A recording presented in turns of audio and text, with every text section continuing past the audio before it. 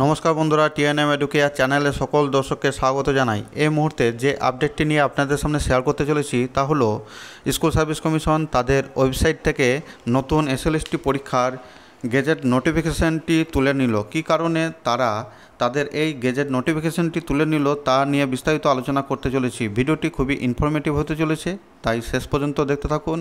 আর আপনি যদি আমার চ্যানেলের প্রথম দর্শক হয়ে থাকেন তাহলে চ্যানেলটি অবশ্যই সাবস্ক্রাইব করে চ্যানেলের সঙ্গে যুক্ত থাকুন পরবর্তীতে এই স্কুল সার্ভিস কমিশনের যে কোনো ধরনের আপডেট পাওয়ার জন্য। তো চলুন আর দেরি না করে শুরু করি।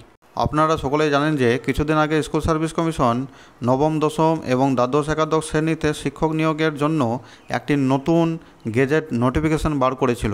কিন্তু সেই গেজেট নোটিফিকেশান বার হওয়ার পর বিভিন্ন মহলে সেই গেজেট নোটিফিকেশান নিয়ে বিতর্ক তৈরি হয়েছিল এবং বলা হয়েছিল যে যেহেতু এটি 2016 সালের গেজেট নোটিফিকেশান অনুসারে রিক্রুটমেন্ট প্রসেস কমপ্লিট করেছিল স্কুল সার্ভিস কমিশন, সেহেতু নতুন এসএলএসটি নিয়োগের ক্ষেত্রে 2016 সালের যে গেজেট প্রকাশ করেছিল স্কুল সার্ভিস কমিশন সেই গেজেট নোটিফিকেশান অনুসারে নবম, দশম, একাদশ, দ্বাদশ শ্রেণীতে শিক্ষক নিয়োগ প্রক্রিয়া সম্পন্ন করতে হবে স্কুল সার্ভিস কমিশনকে। তাই এখন ওয়েবসাইটে দেখা যাচ্ছে যে স্কুল সার্ভিস কমিশন এসএলএসটি নিয়োগের ক্ষেত্রে যে গেজেট নোটিফিকেশান বার করেছিল সেই গেজেট নোটিফিকেশানটি তুলে নিল স্কুল সার্ভিস কমিশন।